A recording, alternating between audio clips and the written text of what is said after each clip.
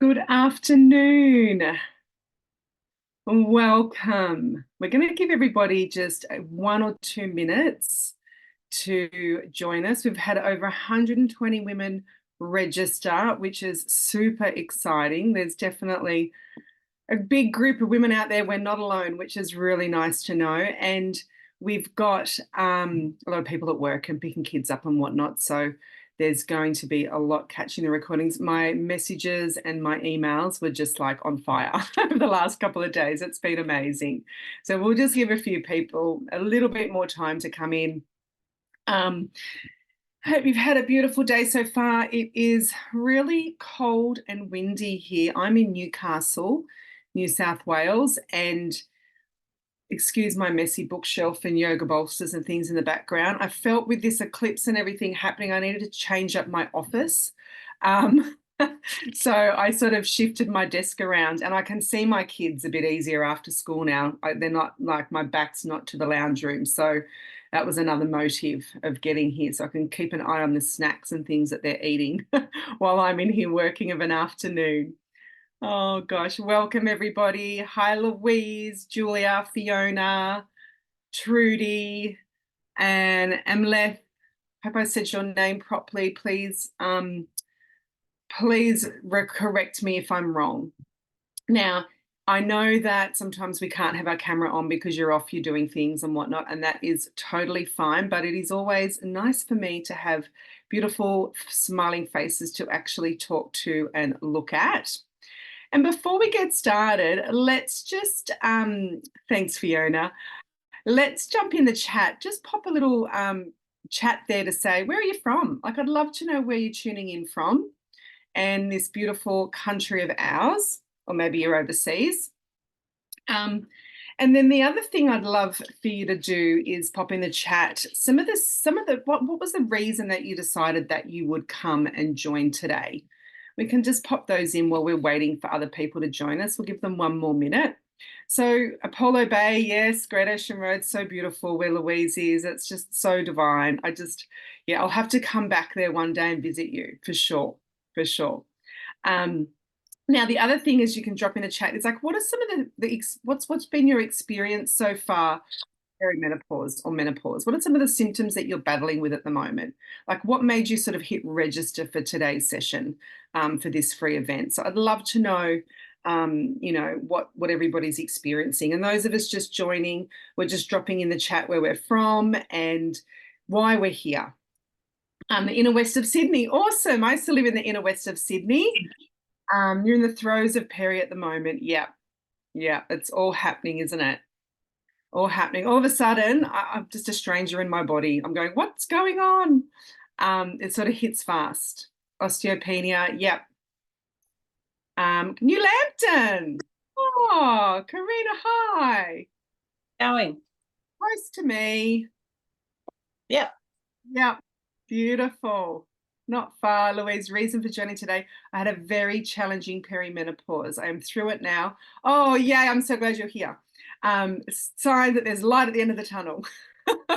But I'm loving seeing more information become available to support women through this time. Absolutely. And that's why I am here. And if you read my email, you would know that I experienced a diagnosis of osteoarthritis, lots of pain. Yeah, Julia, achy pains, mood swings, brain fog. Yeah, the mood swings. I'm just like, I've never been a moody person. So absolutely. And that's why I'm so passionate about sharing this free event, because there's not a lot of information out there, and not a lot of sort of, you know, holistic information either. Lots of HRT, lift heavy weights, you know, do all that sort of thing, but not a lot of sort of holistic stuff. So hi, Trudy. Lovely Lake Macquarie.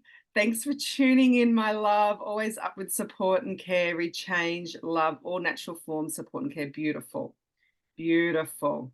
Okay, so we've given everyone a bit of time. They can catch the recording. If you are watching the recording, please share with me on social media where you're coming from, like where you're from, and what you know, what's brought you here today, because I'm always up for a bit of a chat in the old DMs on Instagram or email, if email is more your jam, or Facebook. I don't really check my Facebook messages actually, so don't DM me there. With someone go, oh, that was a message from 6 months ago.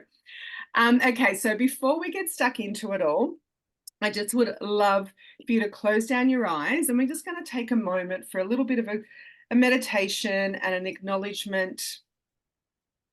So just take your glasses off if you wear glasses.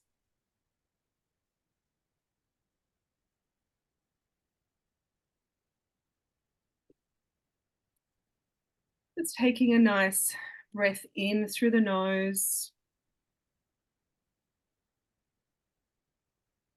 Just grounding into your seat. You're sitting on a chair or a lounge or a block or a bolster or a yoga mat. Feeling your sit bones beneath your body, supporting you, holding you close, holding you steady and grounded. And just continue to breathe through the nose.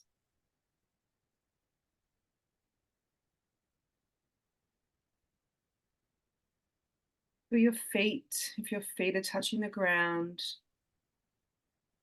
feel the earth beneath your feet. I'd like to thank the traditional custodians of this land. For me, it is the Awabakal people here in Lake Macquarie, Newcastle. I'd also like to thank and pay honour to the teachers, past, present and future, in particular the lineage of Ayurveda and yoga, but also those unconventional teachers as well. And then I'd like to also pay reverence and acknowledge the women in our red thread. So our mothers, our grandmothers, our aunts, our ancestors, our great grandmothers, our great aunts, that lineage, that red thread of women, the trailblazers before us. And I'd also like to acknowledge and just pay some thoughts to our daughters, our granddaughters, our daughters-in-law, our nieces, ones on the other side of the red thread to us. Knowing that today we're here for them as much as being here for ourselves. We're here to learn the wisdom and pass on that wisdom to the future generations as well. Because as Louise said earlier, there's not been a lot of information around this for women, around this topic, support.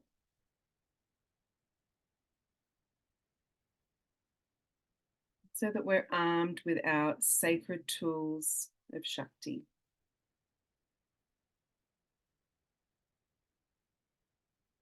Just focusing on your breath, calling those women in.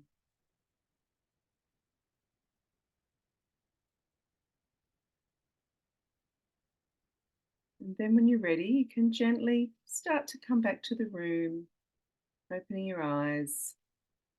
We've had a few more people join us, which is lovely. Welcome. Welcome. Beautiful. Ah, that feels good. That feels really lovely. So let's get stuck into it. So briefly, for those new people that have just joined us, we've dropped in where we're joining from and some of the reasons that we're here today in the chat. So if you would like to share that, you are very welcome to. Over the next 3 days together, next three sessions, I wish we had 3 whole days. How amazing would that be? We'd be on retreat then. We're going to dive deep into how we can support ourselves through the season of perimenopause and beyond, and how we can ease our symptoms, feel good naturally, and reclaim our joy, and truly embrace this beautiful season, this transition. Some feels like it's a transition into the dark, but it's definitely a transition into the light. We're transitioning. It's our rite of passage into becoming a wisdom keeper for our family, becoming a wise woman. Okay, so we are definitely heading into beautiful times. There's going to be some homework for you as well. There's going to be some giveaways. If you're in the Instagram channel, I shared a bit about that earlier. I've got a beautiful book from my Ayurveda teacher and dear friend, Katie Rose. It is her Mindful Living Journal, which is absolutely gorgeous. It's packed full of beautiful prompts and imagery, and whatnot. And then I'm also going to create a custom blend, Ayurvedic oil blend with essential oils and Ayurveda oils to support you. So that'll be custom blend. So when you're announced as the winner, we'll be chatting and I'll customize a little blend for you as well.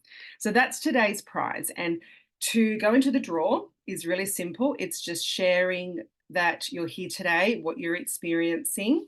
I've got some journal prompts at the end of the day, which will make more sense when I talk about that towards the end of this session. So that's what's happening, which is going to be great.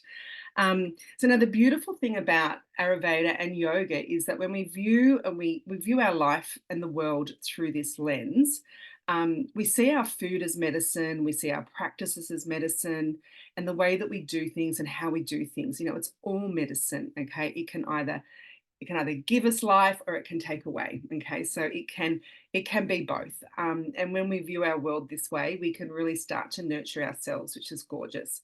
So what do we got in the chat here? We've got Daniela. Hello, nice to see your face. You're a yoga teacher, postmenopausal, very interested in Ayurveda for managing menopause. Awesome. So glad you're here. Thank you. So when we look at our inner healing, so we're going to talk a lot about this. Ayurveda looks at our healing as like an inner healing. It all comes from within, and there are certain layers to it. And those of you that are yogis will know that there's the 5 koshas, so the different bodies. Okay, so today what we're going to talk about, and through these 3 days, is we're going to look at the energy body. We're going to look at the mind, the mental, and the physical body as well. So we're going to just sort of explore what that is, the emotional body, sort of the energetic body, and the physical body. So that's how we can really bring those 3 together and find some really beautiful support and inner healing. That's what we're going to be looking at. So For those of you who here knows about Ayurveda, I know there's quite a few of you here that are very good at Ayurveda, some not so good. Julia, great. And there'll be lots of people watching the recording that are like, what is Ayurveda? It sort of piqued your interest. You're not quite sure. But according to Ayurveda, just briefly, like that's a whole nother session, an introduction to Ayurveda, but I will share with you just a little brief introduction. And we are made up of 5 elements: water, fire, air, and space. And these elements combine in humans to form what we call 3 doshas. And some people call these constitutions. So vata, pitta, and kapha. So vata. So we are in vata season at the moment. Autumn is vata season. It's air and space. It's dryness, it's movement. So vata is responsible for moving things through the body. If you're experiencing wind in your digestive system, that's vata. Okay, so that's what vata is. And autumn is very much vata. It's quite vata energy here at the moment because it's cold, it's windy, and it's dry in Newcastle. Pitta is a mixture of fire and water. So it's responsible for heat and actions in the body like digestion.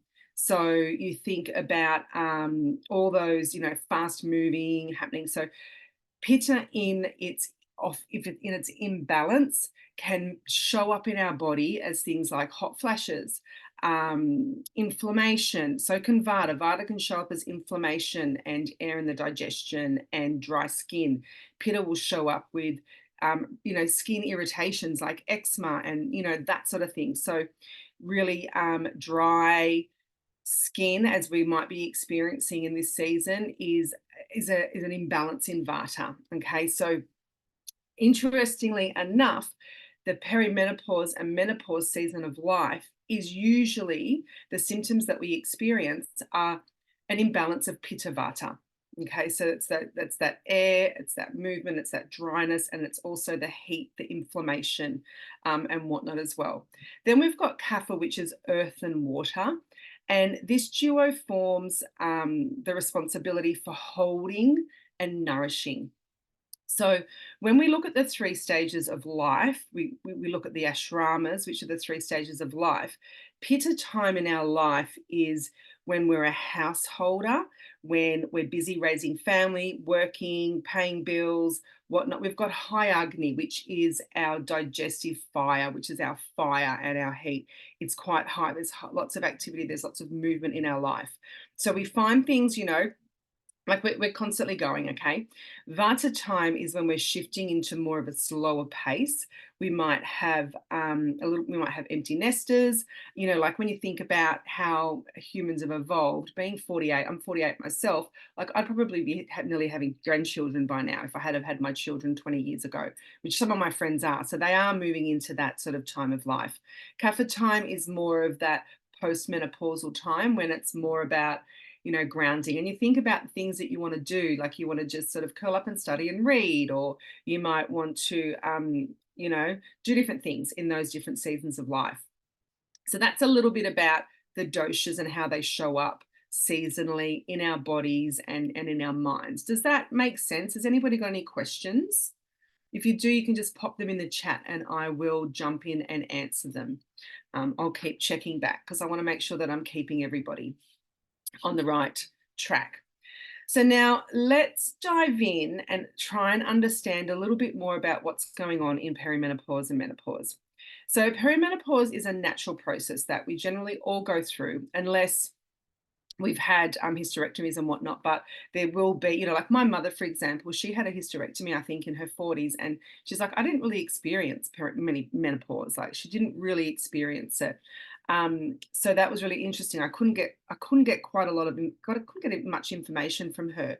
She didn't know how my grandmother, my nana, her mother, like she had no idea. She never talked about it. My grandmother, like my aunties have no idea. My auntie would, I remember saying to us growing up, she'd be having a hot flash and she'd be just like, I'm cancelling menopause. I'm not doing it. Like she was in total denial of it. She's like, oh, she's just got, it's cancelled. She's like the queen of the cancel culture. Like she's like, I'm not having it.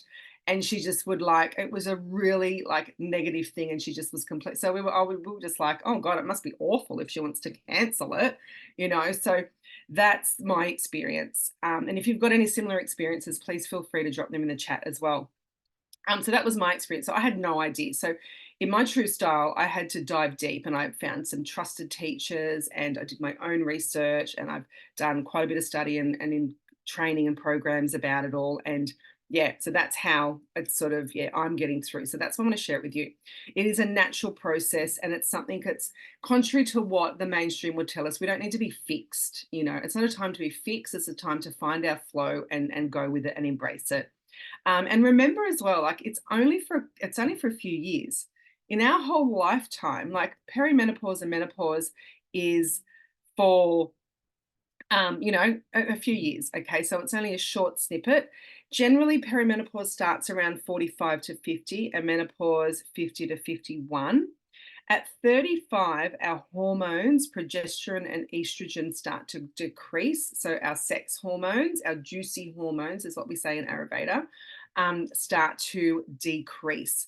And then our stress hormones, adrenaline and cortisol, starts to rise. And they're the culprits that are responsible for all of a sudden feeling anxious and overwhelmed and worried, which are all Vata traits as well. In the dark. So that's when, things start to happen. So those stress hormones start to sort of interact with our sex hormones, and they sort of start to take over. I've got a bit of a little book reading that I would love to share with you. And it's from this book, which is Women's Power to Heal by Mai Tawari. So she's like amazing. This woman healed herself from cancer. She went, anyway, it's incredible, her story. She's actually my Ayurveda teacher's teacher.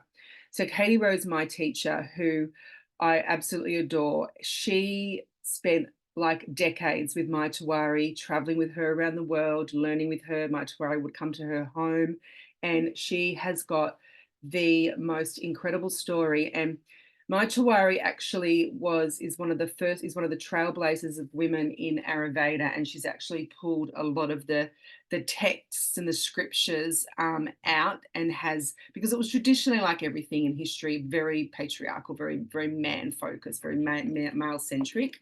So this is a little snippet of the book, and I love this because I've only just turned 48 myself. And I'm going to read this to my husband this afternoon, and we'll say, why didn't I have this? Why didn't this happen to me? Okay. So in the Hindu culture, at the age of 48, both women and men are inaugurated into a life of, and I'm not very good at my Sanskrit pronunciation, Vanaprathasa ashrama, celebrated by a special ceremony. In this tradition, a woman does not walk her crucial rites of passage alone. She is upheld by her husband as the goddess of the home, and supported by him through her growth into wisdom. Symbolically, the retreat into the deep forest is the quest for gathering spiritual wisdom.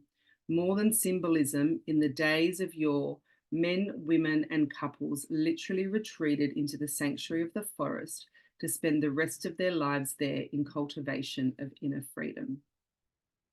So, it was so beautiful. And it's like, where was my goddess procession on my birthday? I think we need to go back. I want a goddess cake. I want to be lifted. I can just imagine like the men literally carrying their women. Can you just see them like into the forest for a beautiful sacred ritual and coming into their wisdom? So that's the energy that I'm taking into menopause and perimenopause, into this season of my life. And I'm inviting you to do that as well. So anyway, so that's the beautiful book reading. If you want to get that book, I'll drop it in the notes that will accompany today's session. So we can really take that and turn that into such positive and practical energy inside our home and within our families and with our communities as well, which I think is really nice. And for me, that has just shifted my whole mindset around it. It's really shifted me from feeling like a victim and feeling like I'm a stranger in my body and feeling hard done by, to empowered as a goddess and a wisdom keeper and a wise woman. Okay, so I still feel really young. Like I still feels weird to say that I'm 48. I feel like I'm 28 sometimes in the head, but not the body, obviously. So that's the energy I'm taking. Okay, so moving into looking at the times where we will be most vulnerable in this season of life is literally the times each day between, and this will be interesting for you to journal with and to start to become a little bit more aware of your body and this and what's happening and the symptoms and the feelings and whatnot. So the times between 2 and 6, so that's AM and PM. So 2 a.m. and 6 a.m. and then 2 p.m. and 6 p.m. So this is Pitta time. When we look at the Ayurvedic day and calendar, it is Pitta time. And this is what's physiologically happening in our body, is that our cortisol, those stress hormones, are rising, rising, rising, and are peaking at about 3 a.m. Okay. In between that time, that's when those hormones are generally peaking. That's why we get those wake ups. All of a sudden, I'm awake at 3 a.m. Shit, I'm worried. I shouldn't have said that. And I can't get back to sleep. And I look at my phone and, all of these sorts of things. So if that happens, like just it's a really good opportunity to sort of start to journal and take notice of what. And I was talking to my sister-in-law about this because she went out, she's got a farm and she lives here in Whitebridge, but she's got a farm as well. And she said, I had to go out to the farm last night and sleep because I'm just over my husband waking me up with his snoring. And she went out to the farm and it's beautiful and quiet in the Hunter Valley. And she said, but I'm still waking up. And I was like, you need to start journaling. Like, what are you eating between the time you wake up to the time you go to bed? What is your body consuming? And then also not necessarily just the food, but also what's happening in the day, what stresses are coming your way, what bills are you having to pay, what conflicts happening, all those different things, because Ayurveda views everything that we digest as not just our food, but it's also what's happening in our experiences and how we're experiencing life as well. So start to think about that, and that's going to help you start to identify what the triggers are for you. And then the seasons, early autumn. So now, as I said, now is potentially when your symptoms may be exacerbated and more. We have got the moon as well. Like, I'm not a big moon person. Don't ask me about the phases of the moon, but the last phase waning is when another sort of vulnerable time as well. Now, the next thing is also thinking about, and this is one of the journal prompts, is what are the red flags when it comes to perimenopause? Like, what are the really red flags? And we talked a little bit about, before you shared in the chat, some of the symptoms that you've been experiencing. Now, symptoms are normal, and we can really start to become aware of what those red flags are and then what's natural. So thinking about, naturally feeling a little bit down as opposed to feeling down, like you might feel a little bit. So mental health is a huge problem with perimenopausal women because of all the hormone changes and everything. So noticing what is actually, an elevated symptom, which is a red flag, I need to do something about it. Or this is just something that if I just take a little bit of time out from my family, from my work, and I do some breath work, I can sort of come back to myself. So thinking about that, and thinking about, for example, a big red flag for me was when I was running, and I shared that story in my emails, and earlier when I was running across the road in the bush and my left hip went, and I could not walk. That was a big red flag for me that something was going on. Went to the doctor, got my diagnosis, got osteoarthritis in that hip. I was devastated. I've always done yoga. I've always done all the things. So that for me was a big red flag. And one of my teachers has suggested to me as well that our body, as probably all of you know, our body keeps the score. Like, our body holds trauma, it holds stress, it holds resentment, and all of those things. So that's been a bit of work for me, that big red flag, in working with the resentment and the anger that I've been holding on to about things that have happened in the past. It's been now showing up in my body as arthritis, which is a curse on our family, is what my aunties call it, like this curse on the family. And then when I look at our family, I think there's a lot of Pitta women in our family, like a lot of Pitta women. Pittas are known in the darkness to be resentful and angry and fiery and hot. So we can tend to hold that and we're prone to that inflammation. Does that kind of make sense, everybody? Yep. You can start to think of some of those really red flags that you might have. And then what are the things that are, that are just there, but, are easily fixed. So as I said before, we're moving from the Pitta time to the Vata time. So it's really important that we look at, and we're going to talk more about this tomorrow, are the practices that we can start to integrate into our life that will help to calm and bring Pitta and Vata back into balance. We talked a little bit about in that reading going into the forest. We are in those forest dwelling years, and it's okay for you to feel like you just want to retreat. Because there is, like last weekend, for example, my nieces came up, I had my kids, my husband, my parents, everyone's like, at me, at me, at me. And all I wanted was to literally retreat to the forest and hide away. Like I needed some time to myself. And I'm a very social person and I love lots of people and I love the kids and doing all the things. But for whatever reason, it's coming into autumn. So again, we've got that exacerbated symptoms at the moment, the coldness and the winds coming in. And I just wanted to be cocooned up in my bed, reading a book with a cup of tea and nobody talking at me, and then I was cranky. And then you can see how all those other symptoms that people say, oh, the old lady that's, menopausal anger and crankiness and blah, blah, blah. That's what I was feeling. And I was really coming back into myself when the kids were, my nieces kept grabbing me and asking, wanting attention, normal kids. And I'm just like breathing and I'm going, okay, this is okay. Just like come back, just visualize being in the forest, So I think, that's a really important sort of recognition, is to know that it's okay to want to just be on your own in this season. Mother Nature knows, like she's got a plan. Another interesting point that comes up when we look through the lens of Ayurveda is the harder you lived your life in your 20s and 30s, so the busier. Like if you were going out a lot, for me, for example, in my 20s and 30s, my life was really busy. I'd work 80 hours a week. I traveled a lot for my job. I partied a lot on the weekends with my friends. I was single for a lot of that time. And I lived pretty fast and pretty hard. So had a very successful corporate career and all the things. So what happens is, coming into now this season of perimenopause, you tend to symptoms will tend to show up a little bit more so because your body's already sort of, you're already kind of out of balance. So if you're, think back again, like it's another beautiful way to just sort of recall how you've lived and then how you can sort of start to balance that out. As I said before, the juiciness decreases, like those sex hormones decreases, our collagen, the oils in our body.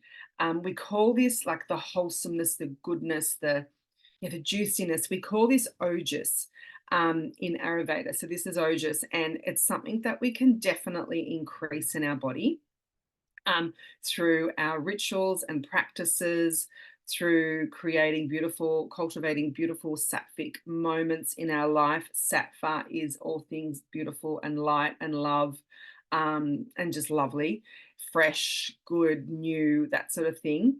And we can definitely cultivate this and increase it. So tomorrow we're going to talk about some beautiful practices that are going to help to boost ojas and sattva in our life. And then on the next day, we're going to look at the different foods that we can start to consume that, we can add in or take out that, that are going to help to build this up. So this is the way that we're using the food as our medicine, because when we can sort of tailor it, like, for example, we want to be eliminating light, dry things and adding heavier, juicier, oilier, fatty things into our diets. And we'll talk a bit more about that on the last session. So now I'm just going to throw it out to you in the chat, or if you wanted to unmute yourself. Is there anything that you would love to share? Any of your red flags? So that's popped to mind, or something that you might not have thought of that's popped up. Any red flags? Or is there anywhere that you think that you could eliminate a little bit of stress, or any stress that you could eliminate in your life? And these are some of the journal prompts that I'm going to send to you after the call as well. So, what are the red flags? Where can I remove stress or take a few things off my plate? And how can I become like become more aware, not a little bit, a lot more aware of the signs that my body is giving me?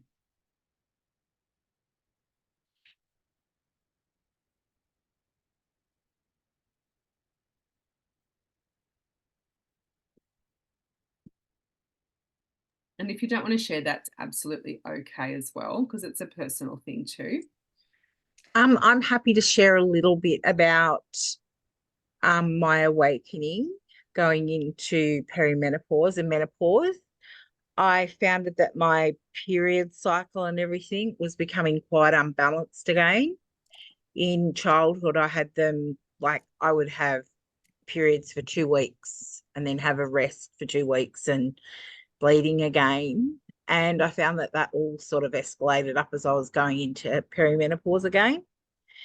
So after having like about 5 different gynos wanting to do a hysterectomy on me, I was adamant. So probably from about 30, they started saying, well, we'll give you a hysterectomy. You've had your children. You don't need it anymore. That just didn't feel true for me. I felt my womb is sacred.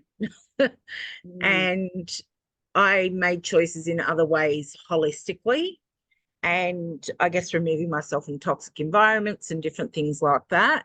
Yet I've actually ended up being supported through acupuncture and Chinese herbs. And my acupuncturist, Chinese herbalist, sort of said, like, with endometriosis, which I never knew that I had until I was like in my 40s. Wow. Yeah. She said, like, you can find that, like, when you're younger, those period problems will tend to come back in like perimenopause and menopause. And I, through having like, it probably took not even 12 months, as well as like I do a lot of meditation. I've done courses with yourself and Katie, and having more of a holistic approach on life and stepping away from cycles and patterns. Yeah, I would say that my womb is probably healthier than it's ever been, and I still have it. So, Yay! I guess like it's coming forward in that way of saying, like, I'm an advocate to say that the holistic perspective and different things like that. Like, I think, why do they not integrate this into society more? 5 times being told you need to have a hysterectomy. 5 times. Yeah. And so beautiful that you listen to your inner knowing and that inner wisdom to like, this is just doesn't feel right to me. Just doesn't feel right, because so many of us, and me included in the past, I've just, gone along with what a medical professional, because they're trained and obviously there's a respect there and they know what they're talking about, but their way is to just remove the symptom, not necessarily look and dive into what the root cause is. And then you find out you've got endometriosis and all the things happen, Yeah, 100%. And it just domino effects, because then having that removed, and then you hear of women that then end up having problems in which they never had their hysterectomy and different things like that. So, like, I'm a huge advocate for that holistic aspect. I'm a true believer that our body is a storage for, like you were talking about, lifestyles, trauma, different things like that. So, yeah. So I just kind of felt I'd share that to share hope. Yeah, thanks, Trudy. That is amazing. I'm so glad you shared that. That's beautiful. Thank you. Thank you. Anybody else feel like they want to share anything with the group? Or I'm ask happy a question? Oh, thanks, Louise. I'm happy to share some red flags. And because as I mentioned before, I'm through it now, a couple of years through. So for me, it took an older girlfriend of mine who in her 70s to turn to me when I was your age, Edwina, 48, and say gently, really gently to me, do you think you might be of a certain age where, and I said, oh, No, actually, no, sorry, I hadn't. Thank you. So then I, like you, I just went down the rabbit hole of what do I do? Because this is not something that's been talked about. So my symptoms then started to increase for over a period of 4 years. I was sick with head colds every 2 to 3 weeks for 4 years. I had insomnia where I would not sleep for a couple of nights in a row. I had anxiety, which at times became debilitating, and I would find it hard to leave the house, but I had to go to work and live life. So I had to ask my boss to just not give me any responsibilities at the moment. He was a young team leader, and I said, I'm sorry, I'm just going through a phase. I explained to him what was going on and not to give me responsibilities. Overwhelmed, bone weary fatigue. Like I would wake up some days and would make it after breakfast, could not get off the couch for the day, exhausted, depression. And I'd had a bout of depression earlier in my late 20s and 30s that came back like you would not believe. But I had a journey, actually marked that on my calendar to know that it would come just as sort of I think it was when I was ovulating or something, and I would know it'd be 3 days that it'd last for, so I could remind myself this will pass. This is 3 days, go really gently with yourself. This is going to pass. I know you're going through this now. Your mind is telling you this, but it will pass. I didn't trust my own decisions. So I would have to ask for someone else's thoughts on things. And I'm usually pretty quick, good, and discerning at making up my mind on things and listening to other wise people. But I didn't trust at all. I couldn't, if someone gave me one more thing, one more responsibility, that would just tip me completely over the edge.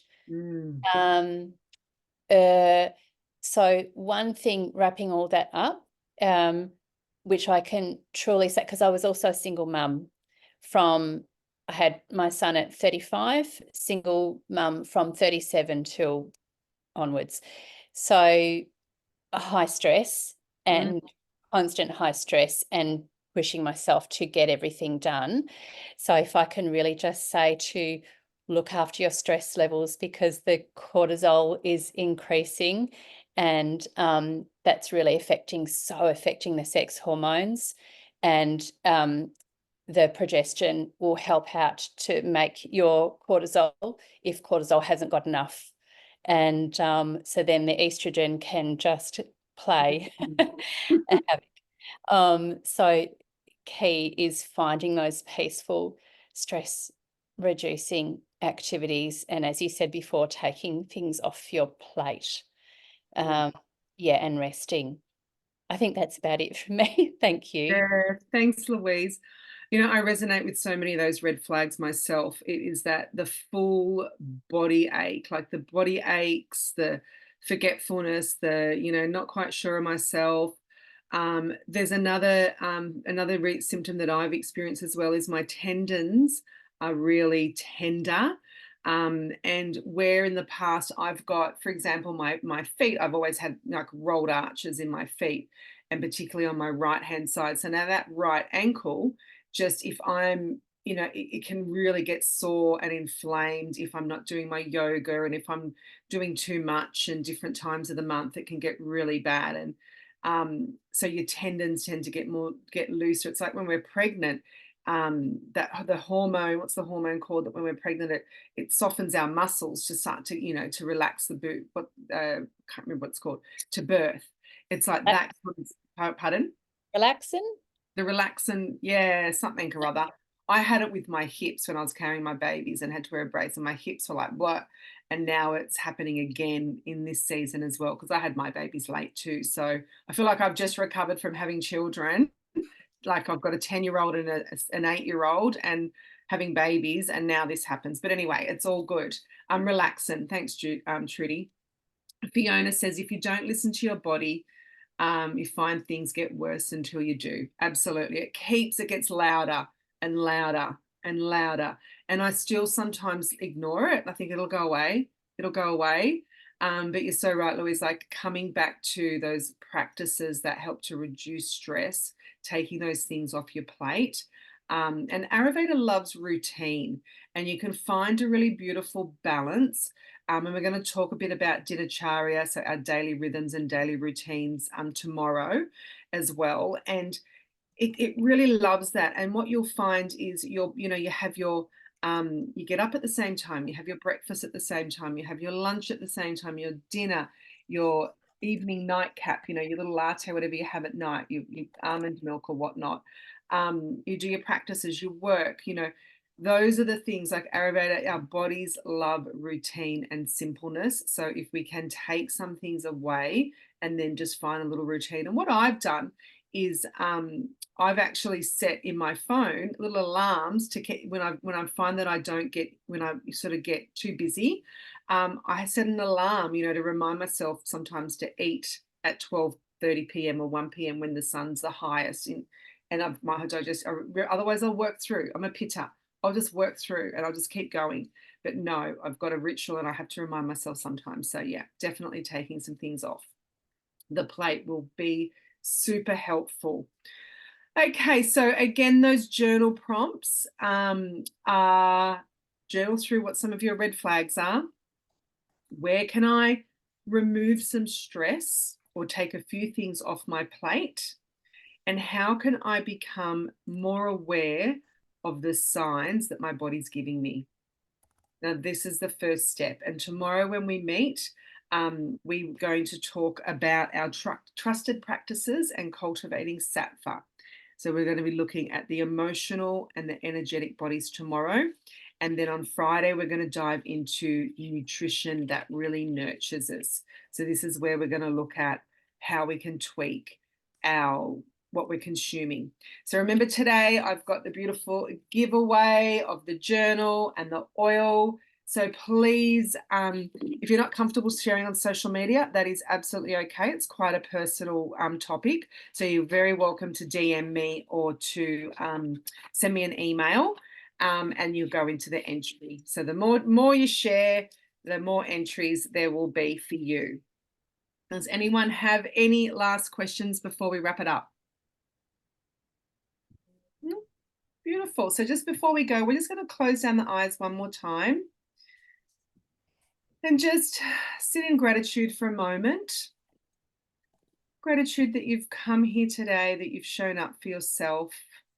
I'm grateful that you're here, holding the wisdom, learning, growing, sharing, leaning into that wisdom keeper's role.